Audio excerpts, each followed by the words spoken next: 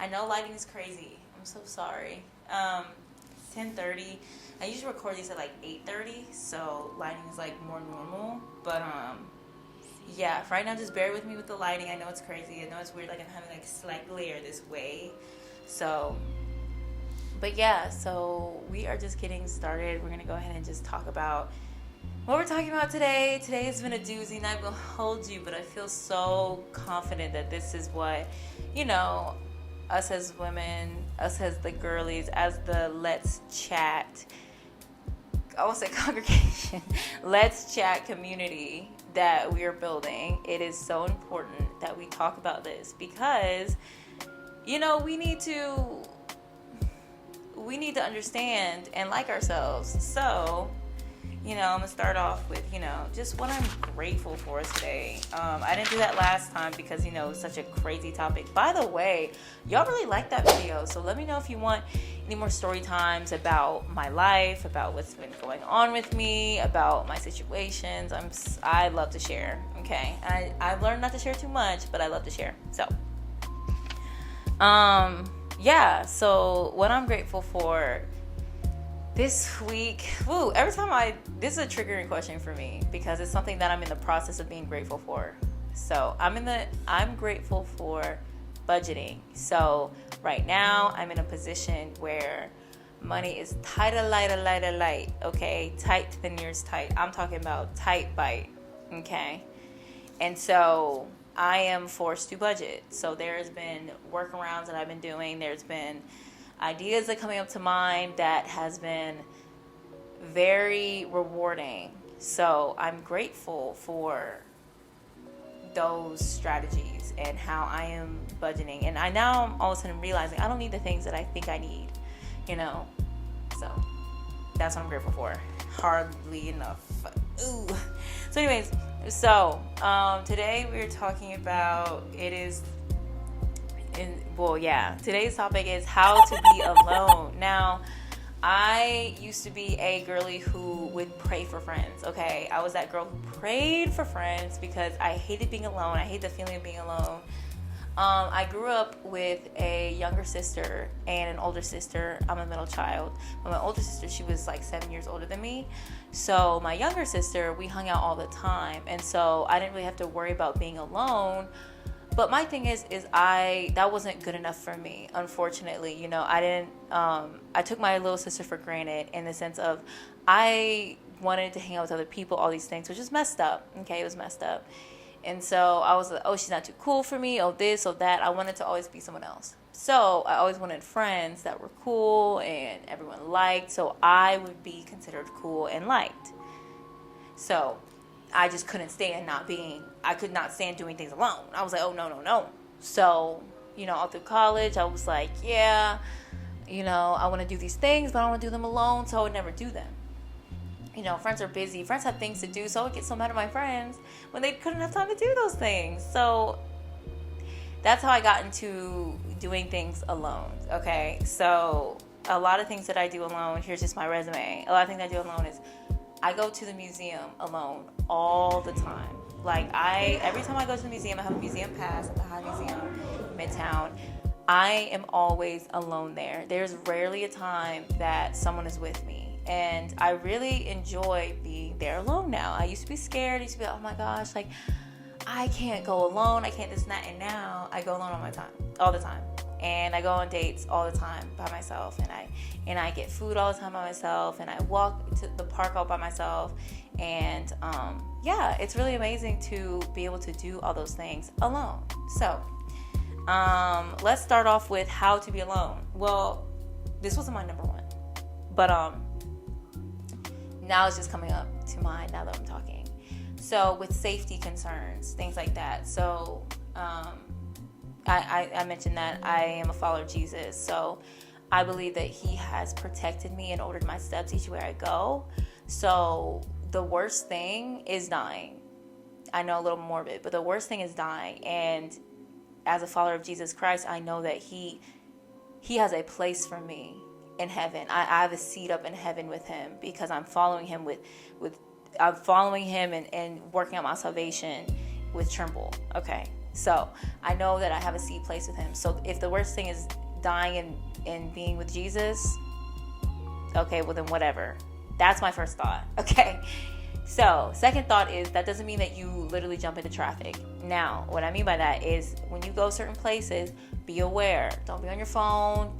Don't listen to certain things like or loud like in your headphones. Like I wear my headphones sometimes too, but like don't have it so loud that you can't hear anything going on around you. Be aware, be paying attention, and do not, vary this, but I wouldn't advise going anywhere late at night, okay? Because we are women and we live in a fallen world, so we have to stay that clean, okay? Cool. So now my official number one is that no one is looking at you. No one. No one cares what you're doing. No one's calling you lonely. And what I say a lot of time is the peanut gallery is what I call, these group of, demons that try to follow me and, come back into my life. So I call them the peanut gallery. It is the people who say the worst things about you. So in your head, it'll be like, oh my gosh, everyone's looking at me. Oh my gosh, they think I'm so lonely. They think this, they think that. People do not care as much as you think they really care. You by yourself, it does not matter, okay? If they have one thought about you, it doesn't matter because at the end of the day, they don't know you, okay? So let them think whatever they want to think, because this is one thing that I'm going to keep saying. There's a joy of doing things alone because you can do everything you want by yourself. You can do everything that you want, and there's no one you're waiting on. So you thinking that other people care what you're doing alone is stopping your joy. You're stopping yourself from enjoying what you love to do. So let's not be in the way of our own joy. So that's what I say. The peanut gallery will say things like, oh girl, these people looking at you. Oh, they're like, she's so lonely. Oh, it's probably because she ugly. No, take all those thoughts captive and be like, no, I'm here because I want to enjoy myself. And like what? No one truly cares I'm here alone. So that's number one. No one cares. Okay? I promise you, nobody cares. And not even in the sense of no one has a thought about you, but they'll have one thought and it'll go away. Okay? Nobody cares. All right. Number two, remind yourself that you are doing what you enjoy. Do not rob yourself of this joy. Now, I have taken a whole trip by myself. Forgot about that. I took a whole trip to another country by myself. And the thing is that I got to do everything I wanted to do, and I was on my own schedule. A lot of times, I don't need to eat breakfast, lunch, and dinner all the time, right? So if there was something I wanted to do, but then there was or go eat or something like that, people want to go eat, do the experience, all these things. I got to do everything I wanted to do at that time. So I got to go with the flow. I got to follow where the Lord was leading me. I got to go thrifting, go this, go that, because I was by myself, okay? Now, I'm not saying go on a full trip by yourself, but I'm saying these are the things that you can enjoy by yourself. So it's great to have company. It's great to have people, but also to learn how to enjoy your own company, okay? You are a cool person. You are a wonderful person. You are a person who is funny, who is kind, who is likes certain things. Enjoy those things by yourself. So when it comes time to bring someone in there, you are confident that, you know what, I enjoy these things and I'm okay to enjoy these things. So, if I bring a person in, that's amazing that they love it. If they don't, that's okay. I can go by myself. It's not the end of the world. Okay? Okay. So don't rob yourself of that joy of being alone. So I said art museums and coffee shops. When I go to a coffee shop, I don't be on my phone the whole time scrolling. I just enjoy the scenery. I drink my drink. I don't let the thoughts of you're alone plague me. And I'm like, you know what? I'm just happy to be here. I'm enjoying my matcha. Art museum, I'm enjoying the art. I'm looking, I'm reading, I'm enjoying it. Now, when you see couples and stuff like that, you see people hang out together, it can sometimes, I'm not gonna lie, it can sometimes be like, dang, I wish I was by myself. But then you come back to the realization, you know what? I am loved. I'm worthy of love. I am cared for. I'm a concerning person. I have friends. I just want to enjoy this time by myself and really enjoy that. Okay. really enjoy that. Okay, do not rob yourself of that joy. Okay, number 3. One, of course, last is the most important one, but you are never alone. Okay, Jesus is always with you. Now, whether you believe in him or not, God is always with you. Okay, and how do you know that? People will, what's so crazy is like, people like kind of say, oh, like God's not real. How do you know God's real? And then, you'll be feeling a certain way, and someone will have that certain word for you that will keep you, moving throughout the day, keep you motivated. It's that one thing that you absolutely needed, that you knew in your heart that you needed, that was given to you. And that's a little like glimpse of God, I believe, that keeps us going. So it'll be things like that like really show you like, hey, I'm not really alone. And so that brings me to my next point, is that when you're out alone, it doesn't mean that you don't talk to anyone. So when I'm out and I'm like, going to a museum or going to an art gallery or stuff like that, I talk to the people there. So the employees there, I go up to the front desk, I talk to them. At the coffee shop, I ask them, hey, what's your favorite thing that you like to get? And a lot of times when I visit a new place, I'm like, oh my gosh, how long has this place been open?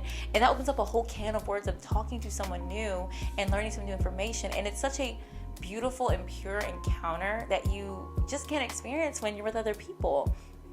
And so it is so much fun to literally, to me, like, talk to other people, talk to people around me, talk to people next to me, because, people will surprise you. People will really surprise you with how much joy and how kind they are. So if you keep talking to them and, relating with them, stuff like that, it is amazing the conversations that you have. So that's another thing too that I just enjoy is, I think that's my last one on the list, I think.